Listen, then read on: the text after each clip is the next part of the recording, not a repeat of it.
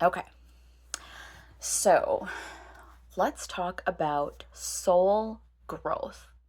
What are we talking about here? Well, you begin to realize that you are a soul having a human experience. Let me say that again.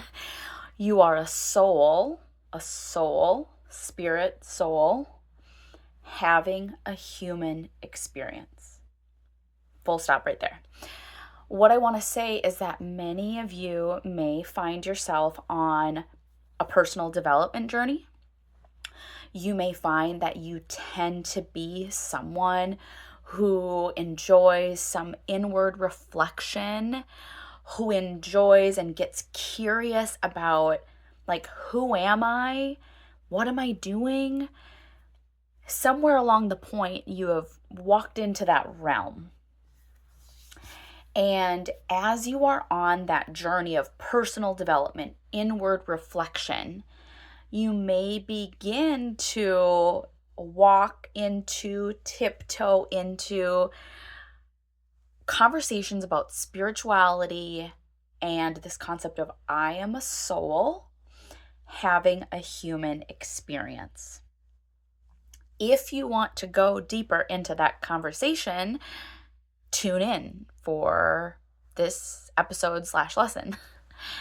I'm Maria Service. I am a spiritual teacher, past life healer, Akashic Records channeler. I do soul readings, soul healings in the Akashic Records.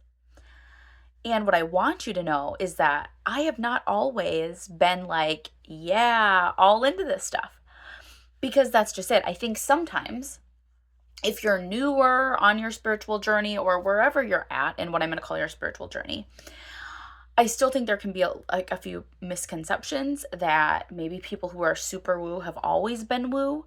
Maybe you grew up with someone who was woo, like someone must have like influenced this individual, because maybe that's not how you grew up. And basically what I want you to know is that's not how I grew up either.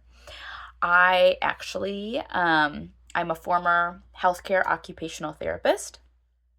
I very much have a strong logic-based ego. I also have inner tendencies, former tendencies of anxiousness, people-pleasing, doing what others wanted and expected of me, doing what made sense. And again, I was a former healthcare worker, and I still have a love and passion for science and knowing how things work and what's the logic and what's the research and reasoning behind that stuff still interests me. But you gotta believe that it's taken quite a journey for me to also get into this deeper side of myself, this deeper understanding of myself, that I am a soul having a human experience. And not only to hear those words and be like, huh, okay, because that's where I've been for the longest time. I could hear those words before in different ways framed to me. You're a soul having a human experience. You're a soul. You're having a spiritual journey. All these things. I could hear this a year ago, 2 years ago, 3 years ago, 5 years ago, whatever that is. And I could hear it and kind of get it, but my brain was like, also, huh? You know what I mean? Like it was kind of like stuck, frozen. It was just barely really grasping what that really meant. And while there was maybe a part of me that thought like, oh, that's playful, this is kind of fun, this feels woo, sure, I'll try that on a little bit, I'll learn more. I spent a lot of time just like thinking of it as a fun concept, doing it as like a small piece of me. You know, I started getting into crystals, Reiki healings, excuse me. I've always been fascinated by the moon and doing like new moon and full moon pulls and following an account on Instagram called Spirit Daughter. And like I started playfully leaning into these topics. But I will say it's like a part of me enjoyed it. Just like how a part of me likes to draw, or a part of me likes to do yoga. Like it, it just felt like a little part over here. And I think that's what it can be for a lot of people. Like, ooh, this stuff is kind of fun and playful and it's like a hobby and it's just curious. And that's great. That's a part of the soul journey, is honestly like this immersive experience of, I call it now, and today we're going to get back to, I promise I'm going to get back to, soul growth. and phases that we go through when we're going through soul growth and our soul journey. So I think of all of that as like this soul study phase where you're playing around with these topics. Honestly, your mind, your human mind, your ego, your mental aspects, they're just like they're chewing on these topics. They're trying to make sense of it, but that's the thing. Our human logic mind can never fully make sense of this stuff. It tries to, and that's part of why I'm here, and that's part of why I've created the Awaken Souls community that I'll also talk about today. So whether you're watching this inside the community or you're interested in becoming a member, I'll link it all down in the show notes, as this is also part of a podcast episode. So one, I don't want you to feel alone on your soul journey. And two, I want you to know I've been there. I've been through like in a spiritual awakening or some kind of event that got me questioning who I am, why I'm here. Then there's the soul study phase, as I talk about now, where you're like just chewing on the new information that might never really make sense to your logic mind. So that can be a fun phase. But when you then step into the next phase, which for some they would call it the hardest part, I honestly call it the most fun. I don't know. I was again former healthcare, also former worked in the mental health field. I've never really shied away from looking at sickness. Okay, working in healthcare, it's like sick care, right? So looking at people at their worst when they're sick, when their body's starting to fail. Okay, I've seen it. Working in mental health, where when people are like hitting rock bottom and then they're coming and they're seeking out therapy services, or I was doing somatic nervous system regulation with individuals with mental illness, using biofeedback to help them begin to connect back to their bodies. Beautiful work. And so, I call all of that kind of like, either when I was formerly working in healthcare, sick care, or working in the mental health industry, watching individuals like face the shadows and go within and really do some deep work. Like that's, let's say, well, what's interesting is I never shied away from that, but that's not me being 100% honest, actually. I want to walk that statement back. I actually always have enjoyed helping other people through it, okay? Like, I knew that was part of my journey, being of service, being a helper. It's why I went into the healthcare field as a former occupational therapist. However, I did ignore my own inner work and my own inner journey for a very long time. And that's not uncommon for a lot of type A ambitious women who are helpers. You go into healthcare type fields, or you start a business to help people. It's actually not uncommon for us to want to throw ourselves into helping everybody else under the sun and having a deep passion for it, right? Because you are here on this earth to help people, okay? So that's no coincidence. But some of us have learned that the helping of others, the going and being successful and keeping busy, typically I'm going to say this tends to be, if you've ever taken the Enneagram, which a lot of women who listen to this podcast, likely into personal development, you've maybe taken the Enneagram test, tends to be my Enneagram 2s and 3s, okay? Highly ambitious women and or high helpers, or both. It is not uncommon for us then for a period of time to want to ignore our own inner work and just simply help everybody else and stay busy.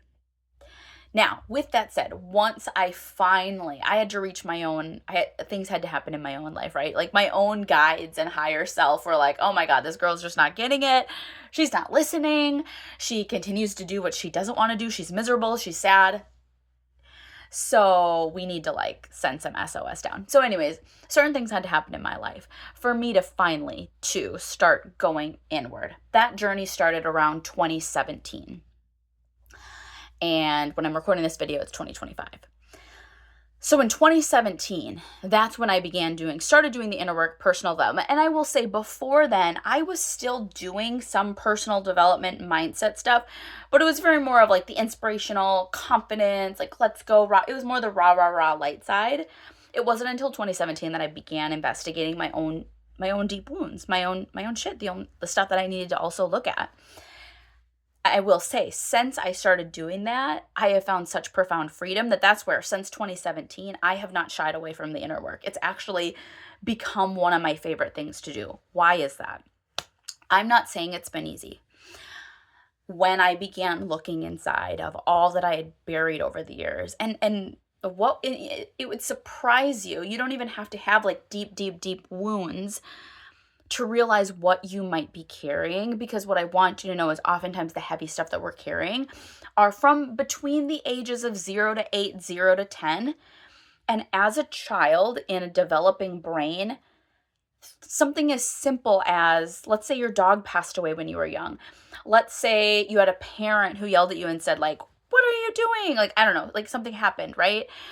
And it wasn't even that big of a deal. But I just want you to know there's so many events in our childhood that can make such a significant imprint on us and leave us with wounds of not enoughness, abandonment, self-loathing, hating ourselves, blaming ourselves, guilting ourselves, judging ourselves, all of these things before the age of 10.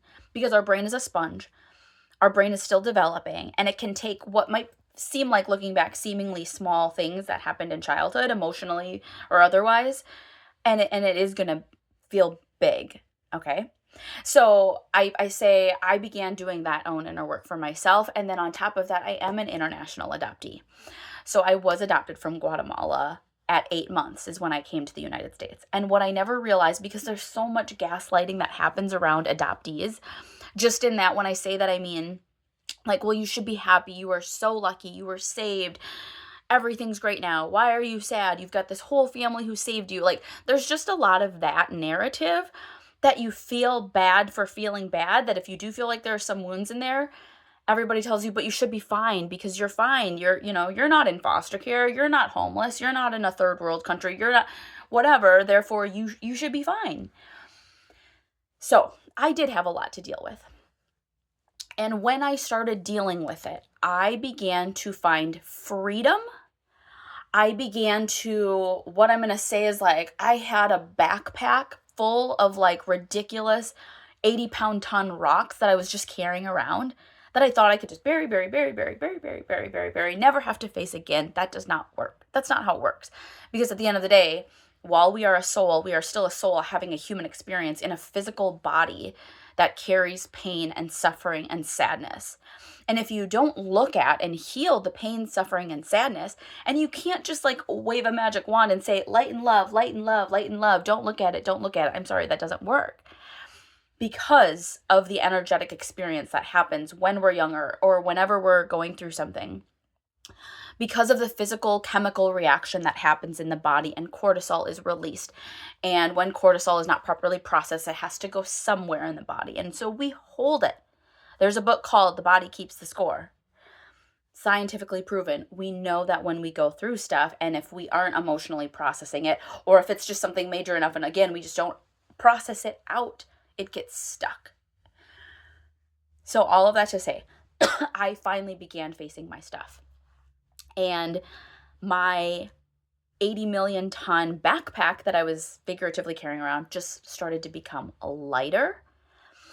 And then the true freedom came when I also realized that, again, I also awakened to this, like, I'm a soul having a human experience. So that gives you a whole other perspective when you are looking at things that happened in your human life. Again, it doesn't minimize it, it doesn't whatnot, but it definitely gives you a different perspective. All of that to say that in this soul growth journey, moving from a knowledge phase where you're just trying to understand, what does that mean that I'm a soul having a human experience? What does that mean? And then let's say you enter a healing phase where I got off on a tangent, but while some people maybe don't enjoy the healing phase, I love it because I know what happens after the healing phase. Freedom. Even during the healing phase, might be a little painful, but freedom. Freedom because I'm beginning to investigate what I'm carrying, and things start to feel lighter, and my mind, body, and soul begin to move in alignment together. It is so freeing. And then after that, after a healing phase, then you're going to enter integration. And integration is really important. Meaning, after an instance in therapy, after... And what I want to know is, this graphic, all of this, I'm going to link some info down below. It'll be in the show notes. It's like this soul growth phases that I channeled when I was in the Akashic Records. And again, it's also like, you've heard this I'm not the first person to talk about how soul growth happens in phases. I just have organized it in a way that makes sense for my brain. So what I want you to know is that this can happen over months, over a day, over whatever. For example, what I want you to know is the phases of some type of spiritual awakening or spiritual pivotal event happens. You're in a soul study where you learn more.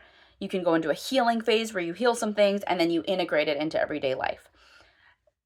Those are the phases, and that can happen over a short period or a long period of time. So let me give you an example. Let's say you attend a powerful weekend retreat or even like a conference or something. Let's go with the retreat example. That's going to make more sense. So you had some type of spiritual awakening or pivotal spiritual event that got you curious. You started like digging in more to spirituality and woo concepts, wherever that is, Instagram, blogs, you read a book, listened to a podcast. That ultimately got you to sign up, let's just say, for some kind of retreat. Within the retreat, you immersed yourself in more knowledge, but there likely is some type of healing component within that. Let's say it's a powerful breathwork session or a healing Reiki session, and maybe you're doing some Akashic Record soul healing, who knows, whatever you're doing at this powerful retreat, healing. And then integration, right? So after a retreat, you go back into everyday life and you try to begin to now integrate what you learned from your soul study phase and your healing phase into everyday life. That is the key, you guys, because again, we are a soul, yes, full stop there, but we're soul still having a human experience. We can't skip the integration phase. So that was an example of how you can go through the phases in a short period of time. You can also go through those phases, spiritual awakening or spiritual event, followed by soul study, followed by the healing and integration, let's say over a 3-month period. Okay, so I just want you to know that can be short or long. And the thing is, the journey of a soul growth, the journey of our soul's growth, it keeps happening. So that can be another, we don't want to equate healing, this healing phase that we'll go through kind of throughout our soul's journey. It's not like a one and done. It's not like oh, here's this thing, it was broken and now I fixed it and now it's like never going to get broken again. Like that these are not the same words. So if you do some round of healing with something, it's not like, oh, bye, I'll never see that again.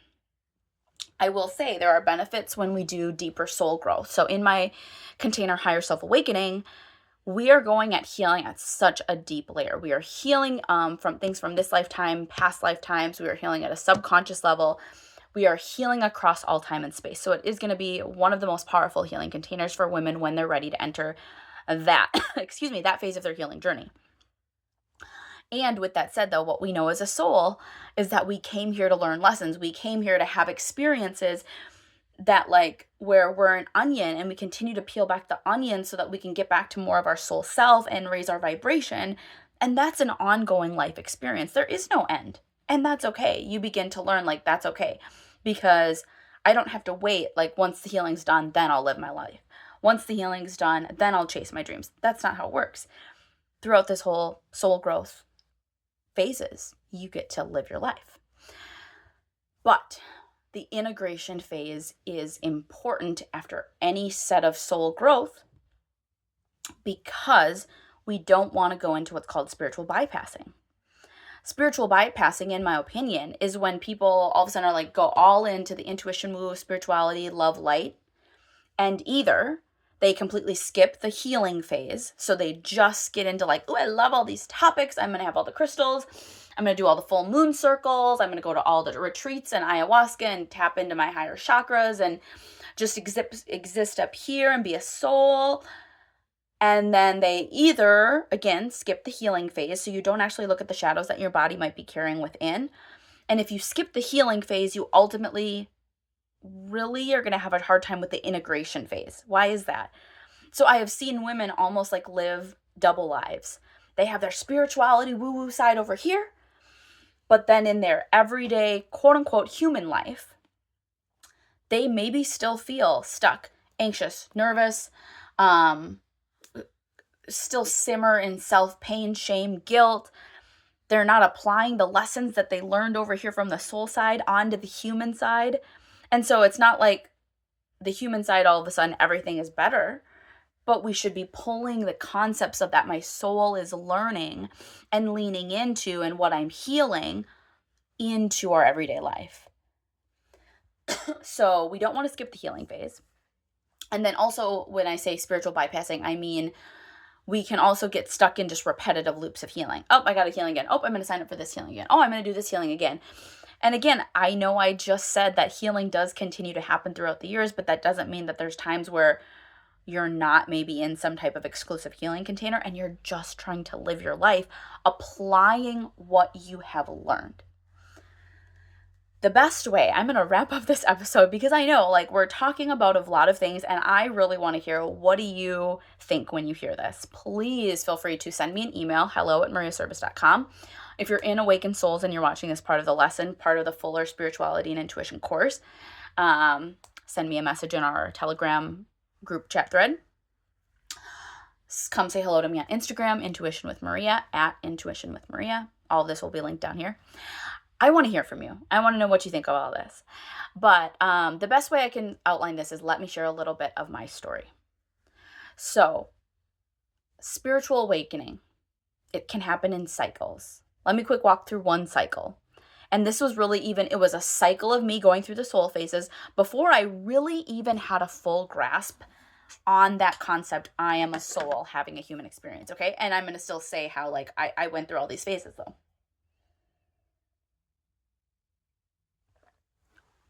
So 2015, I hit my rock bottom.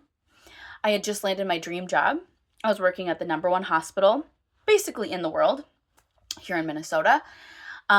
Making a ton of money, excellent benefits. I'd been in it for about a year. So that would have led me to 2016. And I was miserable. Absolutely miserable. Hated it. Hated what I was doing.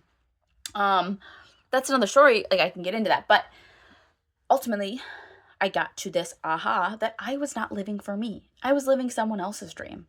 I didn't really want to be, I wasn't sure if I fully didn't want to be in healthcare, but I knew I didn't want to work in a hospital, even if it was the #1 hospital in the world. Okay, that was what I'm going to call kind of like a spiritual awakening. It was an awakening.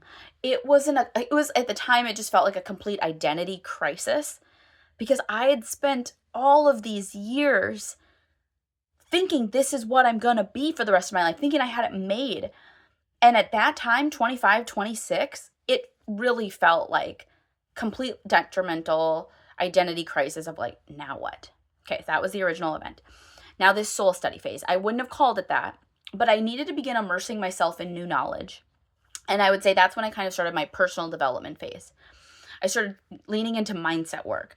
I did start to try to figure out, and I wanted to figure out, I could even go farther back when I started trying to figure out tools to manage my own anxiety and depression that I kind of had been oscillating between for a while, but I never would have called it that.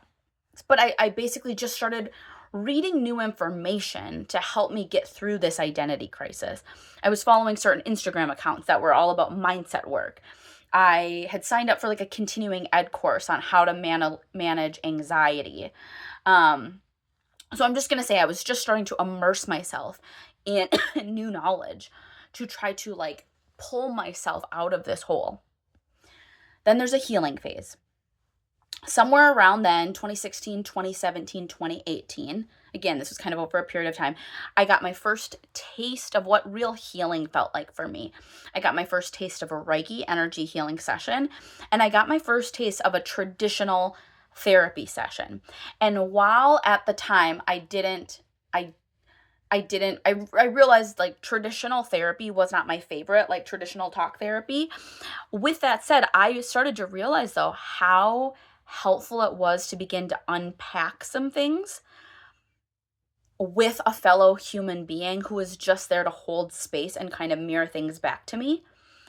I really before then had never really opened up to anyone, not that deeply, not like really bearing my soul. And like I said, while I didn't love traditional therapy, that was my first healing experience, again, in addition to experiencing a Reiki session, which I was blown away at my first Reiki session. For my whole life, I had lived with a knot in my chest.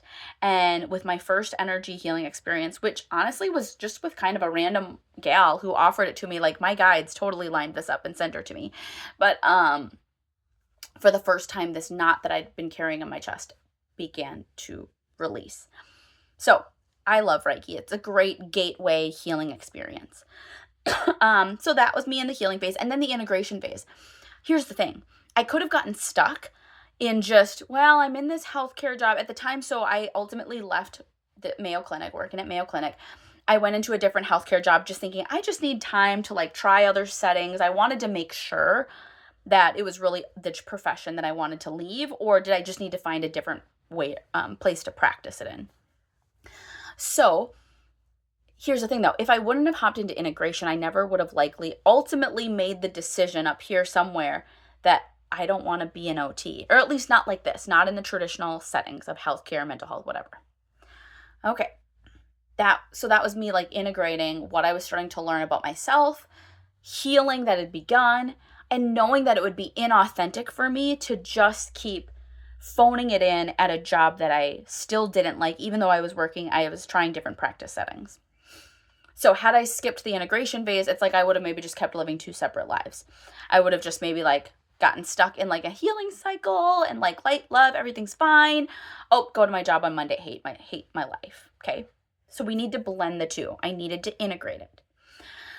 And then I'll just give a snippet, fast forward. 2023 was a significant year for me. And 2021 is when I decided to leave full-time healthcare employment. I started my business, went down to part-time employment to make all the things work.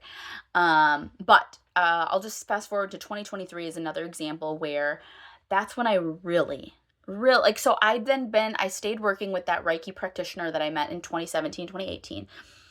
Well, no, I lied. Different gal that I started working with around 2020, 2021.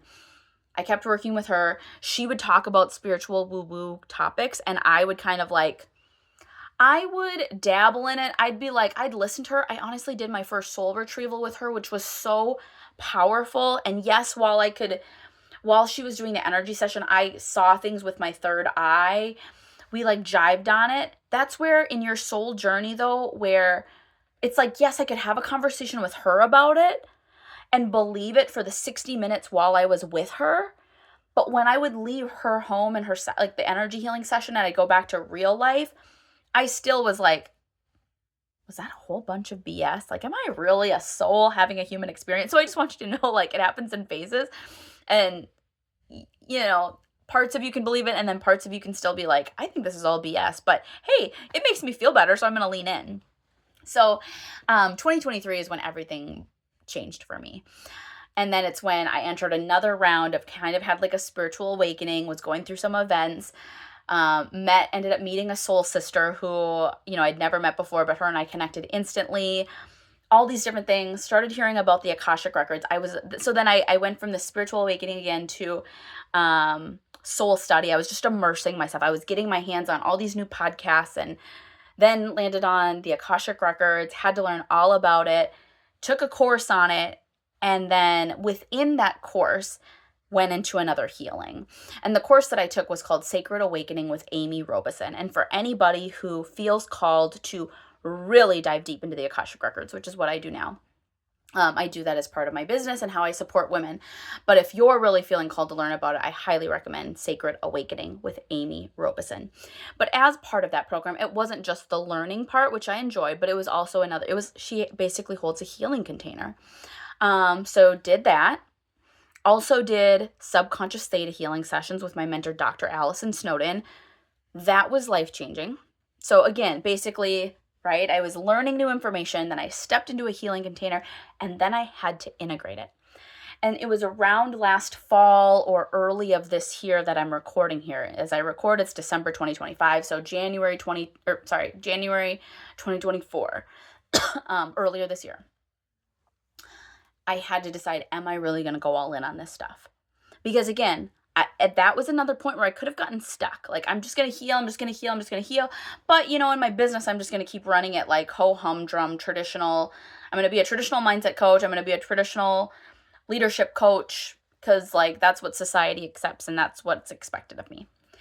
No, I had to begin to integrate what I was learning. And that was when I began to make decisions that aligned with me doing more of this soul work in my business and not giving a rip what anyone thought. And so the completion of another phase. So I just wanted to give some examples of how we run through the soul growth phases throughout our journey. And the biggest thing that I want you to know is that you don't have to do it alone. I have somewhat felt kind of alone. Granted, I have always, my guides, my higher self, my own spirit guides, have always dropped mentors just when I needed it. And that's been beautiful. But what I want to say is I want there to be more community as we're going into the age of Aquarius. It's all about this energy of you don't have to like navigate it alone. You don't have to like just kind of like figure it out by yourself. I've been there. I want to support other ambitious women going through your own spiritual journey. And that is why I created Awaken Souls. The Awaken Souls membership community is going to be a space where you can start immersing yourself in these soul topics. You'll get access to the spirituality and intuition course, which comes with currently 8+ video lessons. Currently adding a workbook with it, but that's going to get you started. It also comes with a members only monthly Akashic Records soul reading where you can begin to direct dial in to speak with your higher self and gain clarity for your life. It'll come with some type of monthly moon practice, whether it'll be on the full moon or the new moon. I'll announce that each month. The moon cycles are another way to just continue in your personal development journey and your soul journey. New content will be released each month, new topics, different masterclasses. I'm really excited to bring in some guest speakers as well. And if you want to get in, now would be a great time. As I'm recording this, currently I'm having it at founding member price. So you can get in at $11 a month if you join by December 30th, 2024. I would love to have you in there. And again, all the different links will be in the show notes. Thank you for being here.